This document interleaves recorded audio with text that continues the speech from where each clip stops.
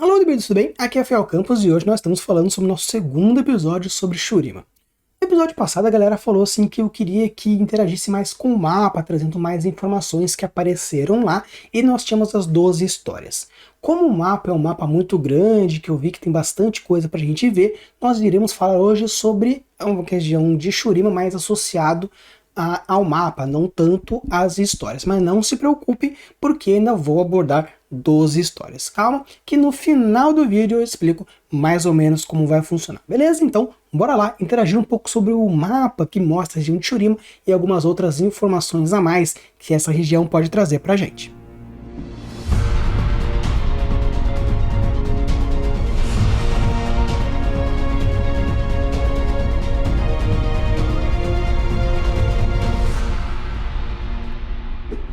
Então, pessoal, tô aqui no cantinho aqui para vocês, a gente vai interagir um pouquinho sobre a questão do mapa, mas eu já comecei aqui mostrando o disco solar, mas se a gente for dar um zoom out, é interessante que a gente já vê meio que o mapa inteiro, onde a gente consegue ver os aqui Ionia, Nox, Demacia, Freyjord, Piltoverzal, que é até interessante a gente ver essa linha onde mostra que Piltover está em cima, Zal está aqui embaixo, mais próxima de Shurima, Ixtal, Targon, Ilhas Sombrias, aqui as águas de Sentina, puxando aqui a gente consegue ver com mais calma Ionia e Freyjord, então a gente consegue ver que esse aqui meio que é o continente conhecido do mundo de League of Legends. É interessante porque se a gente for pegar para ver, para conversar um pouco sobre o mapa, a gente percebe que nós temos uma região norte e uma região central. Não mostra o continente no sul. Se a gente for considerar que o nosso planeta Terra, meio que o mapa de League of Legends dos continentes, eles estão baseados no nosso planeta, nós temos o norte frio, o sul frio e a região central equatoriana mais quente, onde nós temos, por exemplo, o deserto do Saara, nós temos a floresta amazônica, então faria sentido essa questão mais central. Então acredito que, considerando esses fatores, nós temos a região mais equatoriana não tendo um mapa mais sul. É interessante a gente ver também que, como a gente fala sobre conexão entre cidades, nós estamos falando do quê? Uma unificação e, com isso, política, economia e cultura, a gente pode criar conexões e assim, entrelaçamento.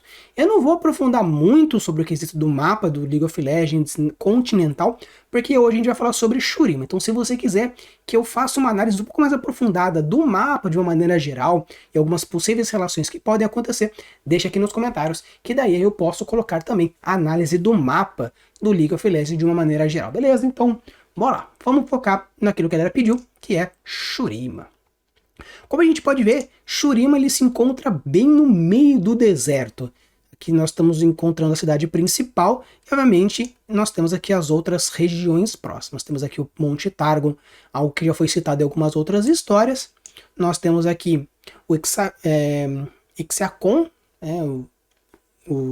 vamos dizer assim, a região de Ixtal, e temos aqui Ixiacon, onde a gente percebe que tem, pegando aqui pela imagem, a gente vê o Yasuo, que é um dos heróis que nós já conversamos, então já tem até um pouco sobre isso também. E as Ilhas Sombrias nós também já falamos sobre algumas possíveis interações que seriam interessantes. Não abordamos nenhum desses heróis, pelo menos que aparecem aqui nessa imagem, então fica aí, se vocês quiserem que eu fale um pouco mais sobre os heróis, só deixar nos comentários qual é o herói que você quer. Obviamente aqui na Água de Sentina nós temos, não apareceu os heróis aqui, então ficarei devendo para vocês sabem mais do que eu, mas tem isso aí. Então bora lá, vamos parar de enrolação e adentrar mais em Shurima. Quando a gente entra e se aproxima aqui, nós temos aqui o disco solar, algo que nós já vimos dentro de uma conversa. A gente tem aqui a região de Medumarca, que é um dos mercados que foi conversado. Nós temos aqui, relacionado ao quadrinho do Rise, os montadores de Dormos que nós conversamos. Outra aqui o quadrinho do Rise, que não vai ser falado hoje também. Catadores, é interessante. Aqui o Nashrame, que também apareceu. E aqui algumas outras cidades que não existe uma forma de interagir com eles, então a gente vai vendo no que dá. Então beleza, vamos começar primeiro aqui no disco solar, porque é o mais clássico dentro de Shurima. Então como a gente pode ver aqui, nós temos o Azir, Nasus, Renekton, Xerá, Thalia, Sivir e a Cassiopeia, né? Os heróis que já apareceram de alguma forma. O Xerá já apareceu, o Renekton, Nasus já foram citados, o Azir também, a Thalia ainda não, e a Sivir e a Cassiopeia foram citados aí no último episódio. O disco solar é uma ferramenta usada pelos antigos Shirimais para ascender a divindade. Foi destruída junto com o seu império, mas agora volta a banhar-se do sol mais uma vez. Sim, é uma coisa que a gente já viu no conto do Ascender. A gente vê aqui, então, bora lá, surgimento da areia.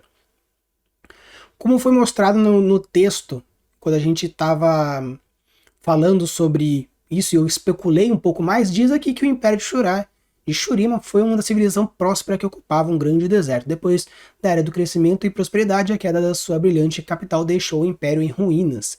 Ao longo dos milênios, a história sobre a gloriosa capital de Shurima se tornaram mitos entre as descendentes dos poucos sobreviventes. O que é interessante aqui é o que acontece. Quando a gente fala sobre um quesito de império, nós estamos falando de uma grande extensão de território, onde nós temos o imperador de uma forma central e todos o restante em volta. É muito parecido com um reinado, muda apenas um quesito um pouco mais ideológico, porque num reinado é um pouco mais consanguíneo e um império existe um fator religioso, um fator um pouco divino. Não é tão divino quanto o faraó. Então, a gente for pegar assim, nós temos um reinado um pouco mais humano, o império é meio que um pouco do divino com um pouco do humano, e nós temos o faraônico, que ele é muito fortemente divino.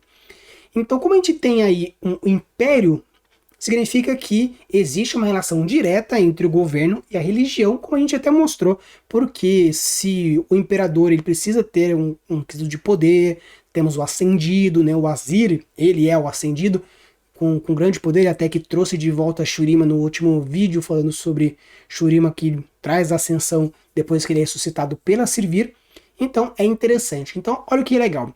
Quando você for construir a sua política, lembre-se que a parte de colocar o império, um reinado, ou um faraoísmo, ou um chequirismo, ou algum tipo de governo, faz diferença no nível de como a galera vê aquela política.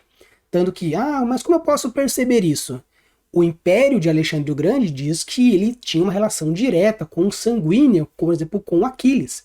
Então, tem uma relação direta com deuses, com divindade. Se a gente pega o Império, por exemplo, chinês, você vê que o imperador chinês tem a ver com divindades, com sábios, com entidades, com deuses. Mas não é, por exemplo, como no faraó, que ele é o representante de Deus na Terra. Então existe um leve grau. No caso do rei, existe guerras, existe linhagem, existe sangue, mas é mais mortal.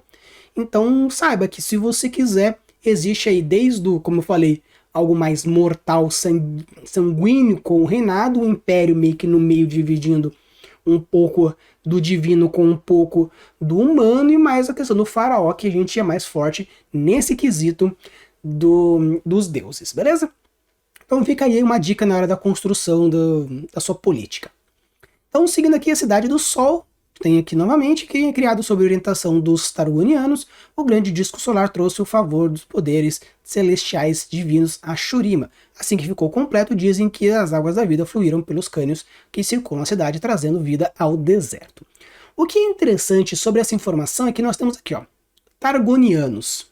E como a gente viu, o Monte Targon, ele fica no canto aqui mais, no quesito mais oeste do mapa, e a gente percebe o seguinte, que aqui gramaticalmente dizendo, diz que criado sobre a orientação dos Targonianos. Então se é criado, significa que ele é masculino. Se é masculino, não é a Cidade do Sol. Ou seja, está diretamente ligado com o quê? O disco solar. Então vamos pensar. Se uma cidade construiu uma estrutura arquitetônica estupidamente poderosa, onde é o grande poder de Shurima, tem a ver com isso, nós temos aí dois pontos. Ou Targon tem alguma coisa muito poderoso e com isso a gente consegue perceber que pode ser que eles têm alguma arma que meio que faz força contra o disco, ou eles deixaram de lambuja. Então assim, eu sinto que é um pouco de furo aí, porque beleza, o Monte Targon tá ligado com os deuses, né? Tanto que apareceu a Leona, apareceu a Diana, apareceu o Aerion Sol naquela região, então tem esse quesito. Temos aí até umas divindades perdidas, então beleza. Porém, o Targon, ele por ter muito próximo a diversos poderes de divindade, é muito mais poderoso que simplesmente o disco solar que faz acender os imortais. Show. Aí, tranquilo. Mas se Targon não tiver alguma coisa que supere o poder dos ascendidos de Shurima, eu não vejo sentido nenhum que os Targonianos criem algo tão poderoso para Shurima se eles não tiverem alguma forma ou de controlar, ou de manter, ou de afastar de alguma forma.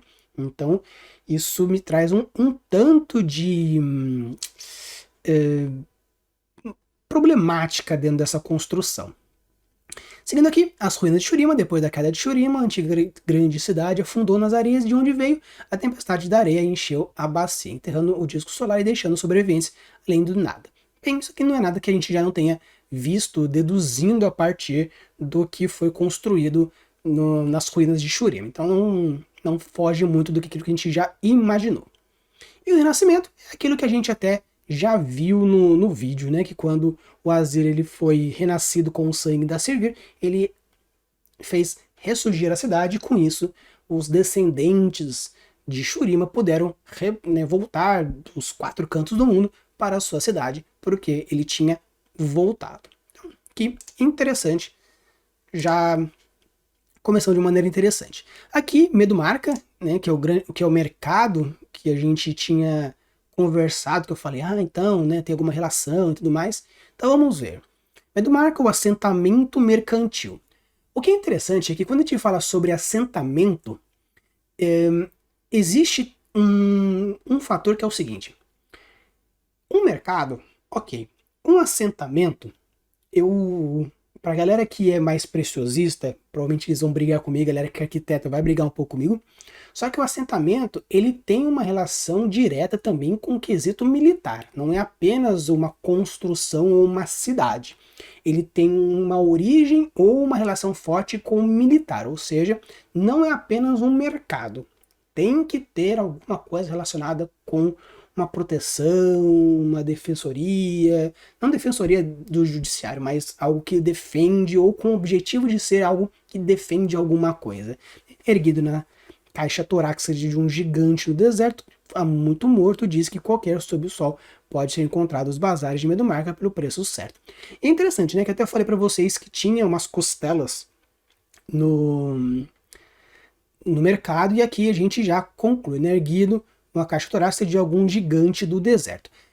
Só que aqui diz que se um gigante do deserto, ele não quer dizer que é um gigante humanoide. Ele diz, né, que é algum gigante, ou seja, alguma qualquer criatura gigante. Eu acreditaria que era uma criatura mais quadrúpede, ou uma criatura mais meio que serpentiforme, pela proporção das vértebras em relação às costelas que apareciam na imagem, mas aqui diz que pode ser qualquer gigante. Porém, na forma como é construído esse texto, dá um parecer de que isso me tem cara de ser realmente um humanoide. Mas como não diz nada, não deixa muito explícito, só um pouco nas entrelinhas, pode ser qualquer criatura gigante, então não faria grandes diferenças. E aqui no mercado não tem nenhum texto que fala, apenas voltando no quesito aqui, como eu até falei para vocês, nas costelas, no quesito aqui das vértebras e tudo mais. Então, acho interessante que não tinha muita informação a mais, mas ele já meio que confirma a minha hipótese de que sim, existe uma criatura gigante que morreu e a galera usa essa região como forma. Então, se tem um mercado inteiro dentro de um corpo, é realmente aquilo que eu comentei no último vídeo sobre os celestiais. É realmente uma criatura monstruosa, não é apenas qualquer gigante, é um gigante mesmo. Beleza. Então, seguindo aqui, o Vale da Canção, uma coisa que eu meio que especulei sobre aquilo que eu imaginava que poderia ser, mas parece que tem um texto falando um pouquinho, então vamos conversar um pouquinho sobre isso. O Vale da Canção, ambientes em Shurima. Vamos lá. O nome dessa passagem remota vem dos assovios desorientadores que surgem quando o vento passa forte o suficiente pelas estruturas ocas de pedra. Muitos viajantes desavisados se viram à mercê dos saqueadores surdos que espreitam o vale durante a noite. É interessante que o texto mostra aqui, né, que nós temos os viajantes surdos, né, os viajantes não, né, os saqueadores surdos. O que eu acho interessante sobre isso? Quando a gente fala sobre evolução, muitas vezes meus alunos eles têm umas dúvidas sobre o quesito de lamarquismo e darwinismo. O lamarquismo diz que eles são surdos porque estão naquele lugar. Outros falam que, né, eles estão naquele local porque são surdos. Qual que é a grande diferença entre eles são surdos porque estão naquele local e eles, por estarem naquele local, eles são surdos? Existe uma diferença entre os dois conceitos.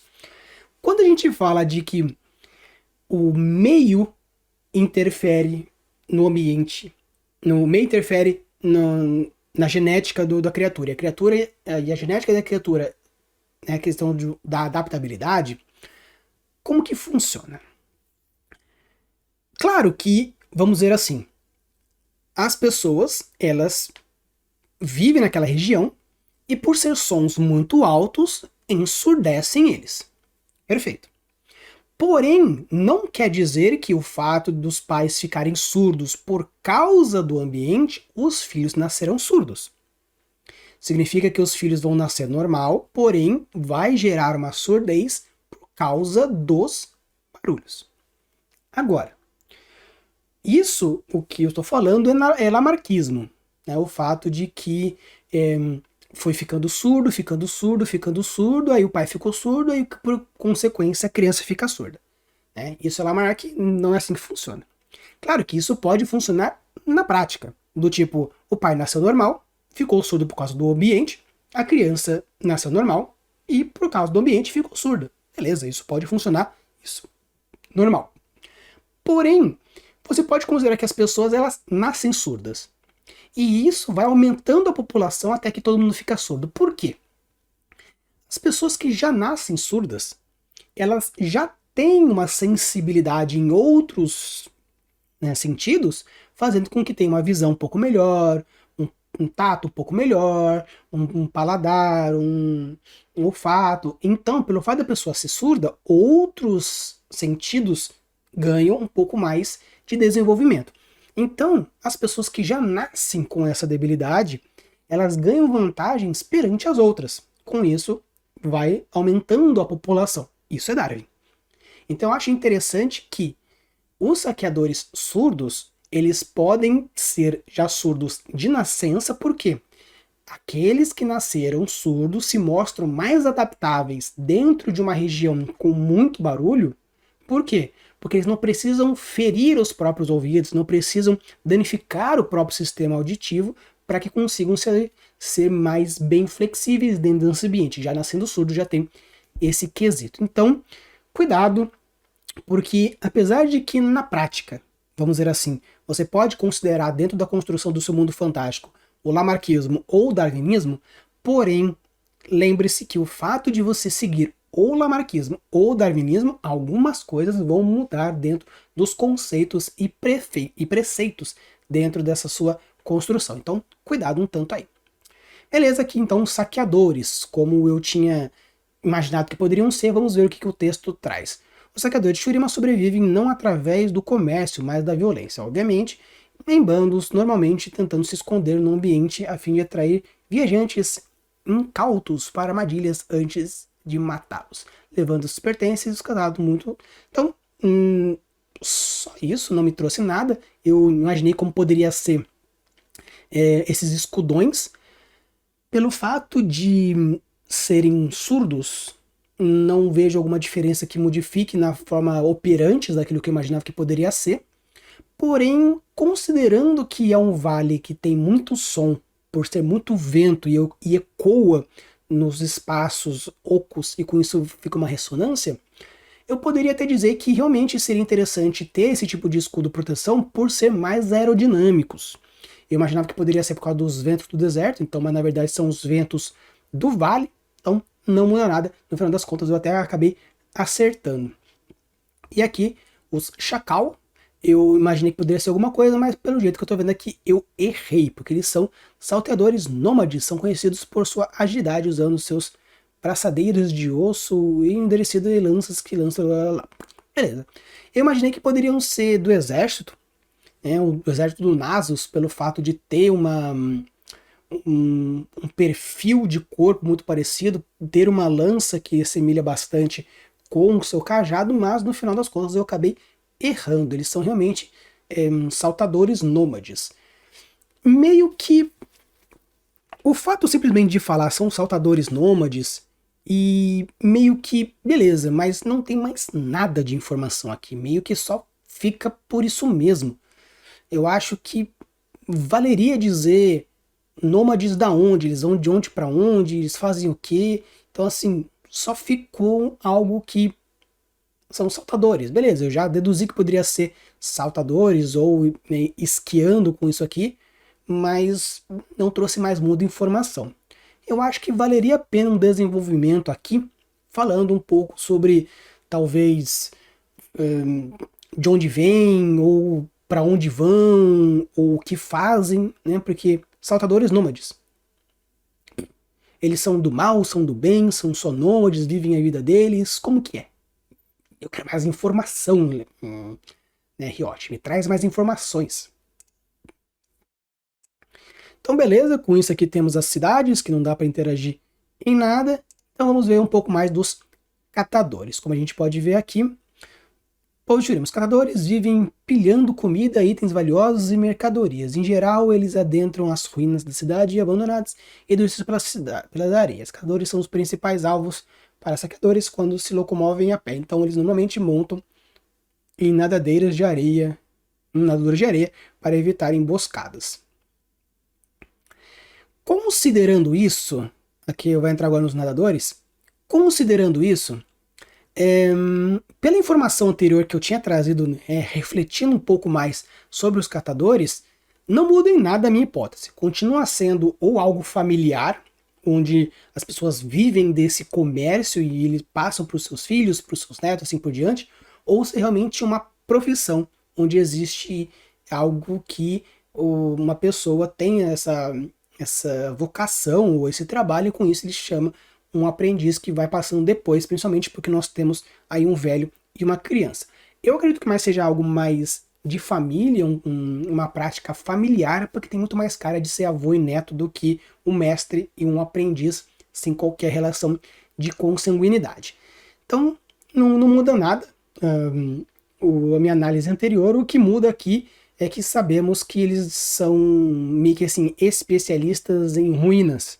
Então pode ser que narrativamente é interessante, principalmente pra galera que curte um RPG, porque ter um alguém que manja de ruínas, manja de dungeons, eu acho algo que valoriza a narrativa, porque você cria uma motivação, cria um elo, ou até mesmo já faz uma relação direta. E no caso aqui, passando para os nadadores da areia, essas criaturas gigantescas atravessam o deserto em padrões cíclicos. Interessante, então existe meio que uma rota migrativa, alimentando-se de insetos e de outras criaturas pequenas que a maior parte dos animais do deserto ignora. Catadores às vezes memorizam os caminhos previamente dessas criaturas e pulam as suas costas para andar nelas até onde quiserem. Então, pelo jeito aqui, nós temos essas criaturas que parecem ser tipo baleias, que possuem rotas migratórias, no caso até relacionando o fato das baleias se alimentarem do crio, aqui nós temos os nadadores de areia que se alimentariam, por exemplo, desses insetos, fazendo essa relação direta. Então, utilizando até mesmo, né, como a gente pega, por exemplo, em Pokémon, que a galera se locomove no Lapras, então temos esse fator. Ainda mais que a gente pode perceber a relação de tamanho que existe entre o humano pequenininho aqui embaixo, relacionado ao seu crescimento em relação também aqui à corcova do bicho em si. Então realmente é uma pessoa bem pequenininha comparado a essa criatura. Então achei legal, porque já mostra, simplesmente falando que existem padrões cíclicos, mostra que ele é uma criatura migrante. Então você já consegue criar padrões comportamentais, porque eu acho um absurdo uma pessoa que cria uma criatura e não coloca comportamento. Eu acho isso um absurdo. Precisa ter comportamento de alguma forma, seja ela o que for. Então, características biológicas, show, de poderes, show, origem, show, mas comportamento. Comportamento faz toda diferença na hora da construção da sua criatura. Então, seguindo aqui, a gente já passou pelos fatores aqui, já falamos aqui dos catadores, já colocamos aqui os... agora vamos para os montadores de dormos. Vamos ver o que eles têm de interessante sobre os montadores de dormos. Ó, beleza, temos aqui umas criaturas, então isso aqui provavelmente deve ser os dormos. Então vamos ler, né? No topo dos dormos, nômades de Shurima. Alguns Shurimanes escolheram viver sobre a existência nômade do topo de criaturas gigantescas e lentas conhecidas como dormos. Beleza? Já algo de ser previsto. Protegidos por placas de quitina, os dormos evoluíram para sobreviver à seca eterna e condições severas de Shurima. Os moradores de dormos limpam as criaturas que caçam em quaisquer prestes. Beleza. O que é interessante aqui? Dá para perceber que quando a gente fala de criaturas aqui, né, como mostra, criaturas queratinizadas, né, ou na verdade quitinas. Queratina é diferente de quitina, mas o que nós temos de quitina, por exemplo, fácil a gente de avaliar? Unha e cabelo. Né? Então é algo assim que a gente já consegue já relacionar. Então a gente vê aqui, de uma maneira geral, nós temos um ser quadrúpede, como a gente pode ver aqui na construção, um ser quadrúpede. E... quadrúpede? Não, 1, 2... não. Então 6. Então se é 6, vamos dizer assim que um animal de 6 patas, que mais próximo nós temos são insetos. Que faz sentido, obviamente, também ter aqui um esqueleto de quitina, faz todo sentido. Porque também se a gente for considerar o que traz aqui de informação, mostrando que montadores de dormos limpam a criatura e caçam qualquer pestes aéreas que se aproximam, enquanto os dormos usam sentidos desconhecidos para localizar reservatórios escondidos de água. O que é interessante é que quando a gente fala, por exemplo, sobre elefantes, nós temos uma movimentação do elefante em relação a uma comunicação meio que por vibrações. Então ele consegue comunicar com outros elefantes que estão relativamente longe a partir das vibrações no solo. Então ele consegue sentir essas vibrações. Então eu acredito que pode ter alguma relação direta também com um pouco do quesito da movimentação. Por quê? Porque água em movimento gera vibração. E com uma extrema sensibilidade, pode ser que quando a criatura afunda na areia e se aproxima de uma região um pouco mais sólida, ele consiga sentir a distância, talvez, movimento de lençóis freáticos e assim por diante. Então, eu acredito que seja uma coisa mais ou menos assim. Um outro fator que, pelo fato que no deserto da vida real, os insetos possuem a capacidade de encontrar líquidos, além de poder utilizar as próprias carapaças para fazer a captação do vapor d'água da noite, que é muito fria, para o nascer do sol, que vai se esquentando e essa troca de temperatura vai gerando gotículas de água, acredito que os nômades possam se alimentar de criaturas que eles caçam, como vou mostrar daqui, ou até mesmo utilização da água captada pelos exoesqueletos de quitina aqui dos dormos, além do fato de poder encontrar essas fontes de água que eles conseguem achar por esses sentidos. Tudo aqui, nós temos aqui os montadores de dormos. montador de dormos usa uns ganchos em sua garça para atravessar complexa série de cordas conectadas aos dormos, né? Assim que eles ficam velhos demais para andar pelas cordas, eles são levados até o chão para viver pelo resto de suas vidas como um habitante da Terra. Então, como deu para ver mais ou menos aqui, meio que existe um fator cultural muito forte, né? Porque para os nórdicos, a velhice significa que você conseguiu viver muito tempo, venceu muitas batalhas e por isso está vivo. Porém, algumas culturas acreditam que o fato de você chegar à velhice significa que você não foi honrado o suficiente para vencer muitas batalhas. Então é interessante que você pode tanto ver a velhice como algo ruim, do tipo, você é fraco, você fugiu, porque se você tivesse vivido uma vida de batalhas, você teria morrido mais jovem. Ou você pode ver um quesito de se a pessoa ela é velha, significa que ela é forte o suficiente para chegar até a velhice. Então é interessante a gente brincar com esses conhecimentos e essa forma de observar as diferentes faixas etárias. É algo bem legal. E aqui a gente percebe que, pelo fato de chegando velho o suficiente para não poder se movimentar nas cordas, é uma desonra chegar no chão. Ou você até pode considerar que viver no chão é uma honraria ao ponto de você ter sobrevivido o máximo de tempo possível e poder descer ao chão. Então depende muito da forma como que você quer trabalhar, porém essa construção social ela traz informações que deixa um pouco mais aberto a possíveis construções. Lembra que eu falei para vocês sobre o quesito de com cunho narrativo e sem cunho narrativo? Quando a gente coloca coisas abertas assim, sem uma explicação muito forte, você abre formas de construir com cunhos narrativos. É errado deixar aberto? Dependendo como você constrói, isso chama um furo. Porém, aqui dizendo, olha, quando você chegar velho, você decida ao chão, fechou, você descreveu alguma coisa. Não precisa necessariamente justificar ou explicar, mas sim pelo fato de ter essa construção. Eu acho isso interessante e vale a pena sim, na hora da análise social dessas culturas, no caso aqui dos montadores de dormos. Então, seguindo aqui, nós temos aqui do Rise, aqui nós temos, já falamos, aqui o do Rise novamente. Então, seguindo aqui, vamos ver se tem mais alguma coisa para cá. Cascata de Zoanta. Vamos ver então um pouco sobre a cascata. A cascata sabe-se que o movimento das dunas do deserto pode talhar caminhos através das pedras, escorregando pelos penhascos em grandes cachoeiras de areia. Tradicionalmente, os tsunamis atiram objetos queridos nas areias como presentes para os ascendentes. Por causa disso, essas cascatas são bons locais para caçadores de tesouros lucrarem.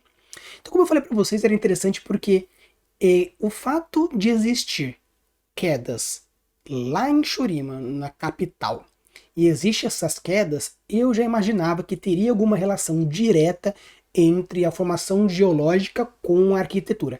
É muito comum existir essa relação. Então mostrar que foi realmente agora justificado aquele sentimento que eu tive na minha primeira análise. Então o fato de eles sentirem o movimento do deserto, a movimentação da areia, os ventos, ser algo importante para eles, faz com que eles vão até aí para fazer isso. E o que é interessante é o seguinte, nós temos os nômades, né, os montadores de dormos, movimento. Os saqueadores do Vale da Canção, vento, movimento. Essa região da cascata de Zoanta tem o movimento das quedas, onde tem relação com os deuses ascendidos. O que é interessante, como nós temos o quê? Qual que é o genius loci daqui? Você pode falar que é deserto? Pode, mas você pode falar que também é movimento. E o movimento gera transformação. Tanto que você percebe que os animais, os nadadores do deserto, da areia, eles fazem movimentos circulares, a areia se move, nós temos os nômades, temos saqueadores que vivem na região com muito vento, e nós tivemos a queda e o nascimento, movimento, transformação. Então eu acho muito legal porque Shurima tem uma base de genius loci, movimento, transformação. obviamente relacionado ao deserto, como uma forma de intensificar esses conceitos, porém eu achei bem legal, principalmente porque tudo que a gente viu até agora tem a ver com movimento de alguma forma, seja nômade, seja vento, seja dunas, seja transformação. Então eu gostei pra caramba, que então por enquanto a gente percebe essa conexão e com isso a gente consegue criar um perfil de pensamento de transformação social.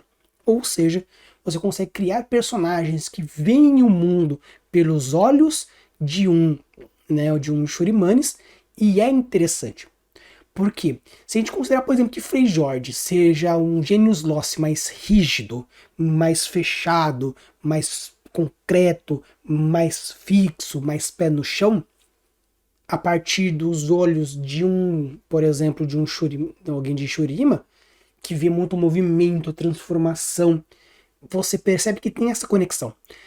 No episódio que eu fiz sobre Tormenta, onde nós temos uma criatura, uma raça, descrevendo a outra, mostrando como é visto a outra com os seus próprios olhos, com o seu filtro, é interessante. Tanto que eu falo para vocês, descrever um ambiente no ponto de vista de um personagem, você fala muito sobre o personagem.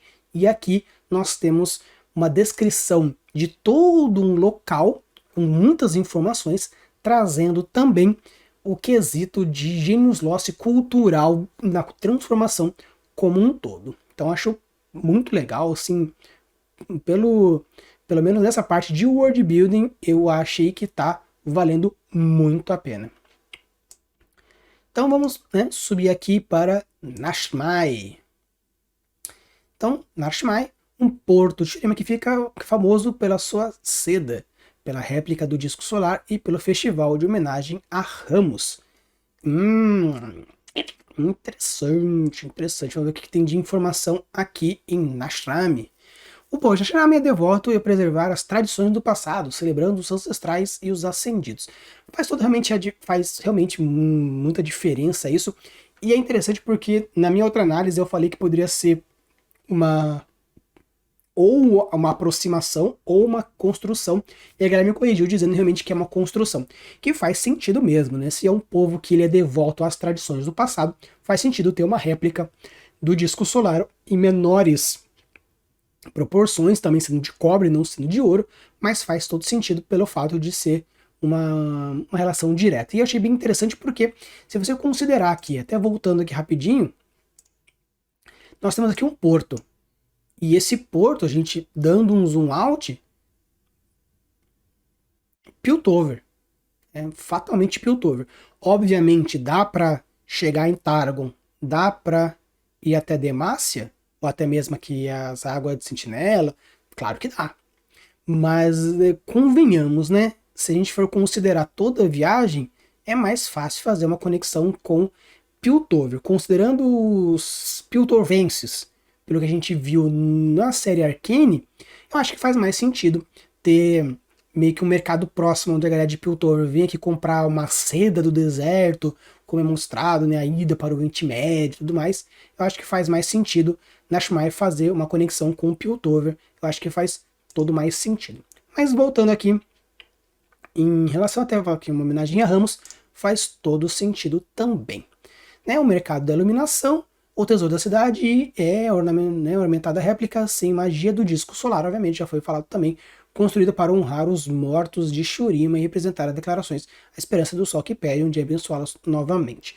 E é interessante porque eu acredito que muitas pessoas que vivem nessa cidade, depois que o Azir fez a ascensão, depois que a Sivir conseguiu recuperar, trazê-lo de volta, eu acho que fez todo esse sentido no quesito dessa transformação e aquela retomada de Shurima. Acredito que muitas pessoas vieram daí, diminuindo a densidade demográfica, pelo menos dessa população nessa cidade. Ou teve realmente um alívio, né? Porque se a gente considerar que grande parte da população de Shurima se concentra aí, pelos fatos dos os seus descendentes que vieram até aí por causa de movimento nômade, acredito que levar de volta, pelo menos os jovens, que aguentariam toda uma viagem onde os velhos ficariam para lá, ou até mesmo uma grande debandada, dependendo do estilo, acho que faz um sentido bem legal e bem interessante. Até pegando aqui a arquitetura um pouquinho, falando sobre ela, e o mundo da arquitetura de Shurima uma grande queda, pois a década de exposição aos elementos desgastantes, essas antigas estruturas shurimas, apesar de algumas habilidades mais jovens desejarem destruí-las e construir novas funções, desejam manter como uma herança dos seus antepassados. É interessante, né? Porque você percebe essa relação de choque de cultura mais no quesito de choques, né, de faixa etária, esses choques de gerações. Algo que é muito fatalmente acontece bastante no nosso mundo real, tanto que você percebe que as pessoas falam, porque os meus pais, os meus avós não entendem, não sei o que, não sei o que, não sei o que. Então, da mesma forma como seus pais falam para os seus avós que você é estranho, da mesma forma como os seus pais falam para você que às vezes não suporta os seus avós, e os seus avós reclamam de você pro seu pai, seus avós reclamam do seu pai para você, porque gerações, né? Então, gerações é algo assim muito forte e obviamente sempre vai ter choque de gerações. E aqui é interessante, porque se os jovens, vamos dizer assim, seriam mais fortes que os velhos, mas existe aí um certo grau de respeito, porque senão era só destruir.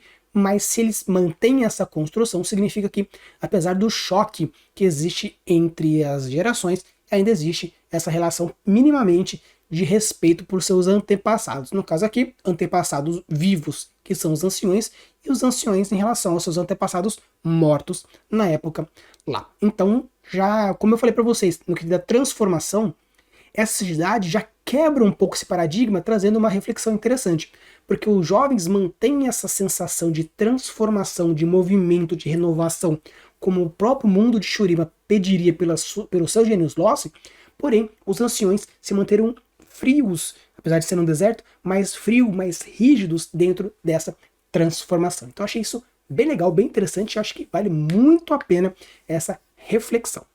Então eu acho que é isso aqui, apesar de nós temos aqui Nox em Shurima, acredito que por ter uma relação muito próxima, a gente pode fazer uma análise minimamente, porque aqui fala assim, né, os casamentos políticos, você percebe essa diferença entre essa moça mais Shurima e esse rapaz que parece ser um pouco mais Noxus, né? Não fui para Noxus ainda para ver, né? Aqui em relação aos catadores que fazem as suas riquezas a partir disso, faz todo sentido aqui também, e a presença noxiniana. Então, assim, o que é interessante? Né, nesse trecho aqui que eu acho que é interessante de ver, né? Vários portos-cidades ao norte de Shurima se juntaram voluntariamente ao Império. Os habitantes nativos desses assentamentos vivem em relativa paz com seus vizinhos noxinianos. E vem a permuta de alimentos de acordo comercial e assim por diante. Se vocês forem ver aqui que existe, né, nesse mapa que eu acho que vale a pena a gente dar uma olhada, é o quê? Olha onde está Noxus.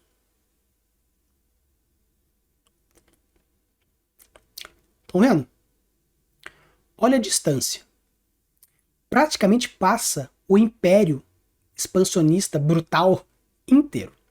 Mas como mostra aqui, né, que é o império expansionista, então significa que existe aquela relação. Primeiro, expansionista, a ideia de expansão.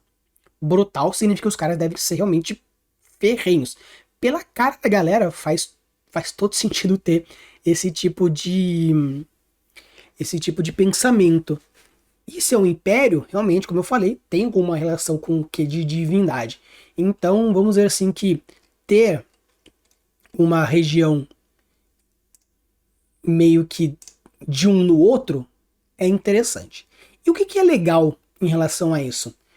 Lembra que eu falei para vocês que as cidades precisam ter inter-relações, seja social, cultural, econômica, política, e construir globalizações, ou seja, a mistura de um com o outro é interessante, porque isso você mostra que é algo muito dinâmico e vivo. Quanto mais metrópole for algo, muito mais cosmopolita for alguma coisa, mais interessantes são essas mesclas, onde você cria meio que uma juventude mais cosmopolita, onde ela aborda e consome muitas coisas, e quanto mais velho vai chegando a pessoa, mais próxima da cultura original seria. Que nem, por exemplo, eu já comentei, eu tenho um gosto muito maior pela cultura oriental, e agora meus pais começaram a ver um pouco mais de dorama, meu pai mais dorama, a minha mãe um pouco mais de filmes nesse quesito, mais animes e outras mídias não é tanto. mas vai puxando um pouquinho. Quanto mais jovem, mais fácil de absorver novas culturas e mesclando com o seu modo de vida anterior.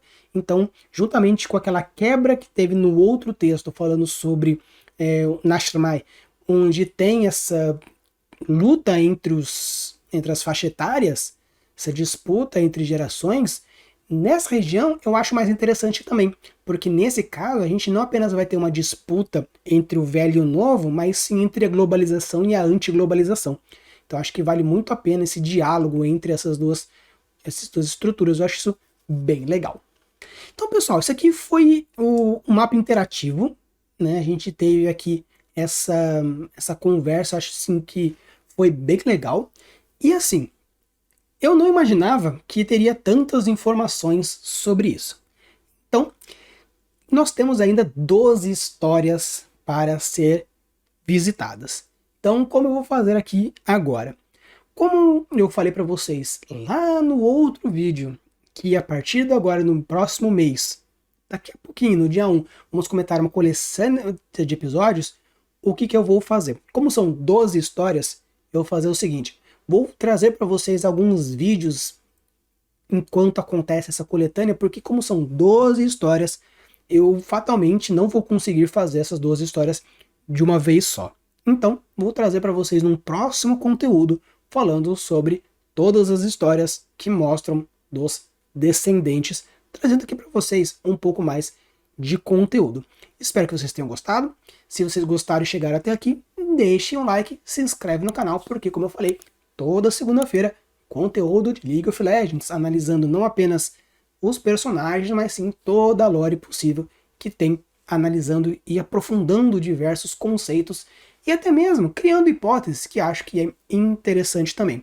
E lembrando, agora no mês de junho novamente, nós vamos ter uma coletânea de episódios, do episódio 1 até o final do mês, para a construção de mundo fantástico. Se você ainda não tem o seu mundo fantástico, seja para uma história ou para um RPG, fique atento, porque eu vou trazer diversos vídeos interessantes que vão ajudar você a motivá-lo a criar a sua construção.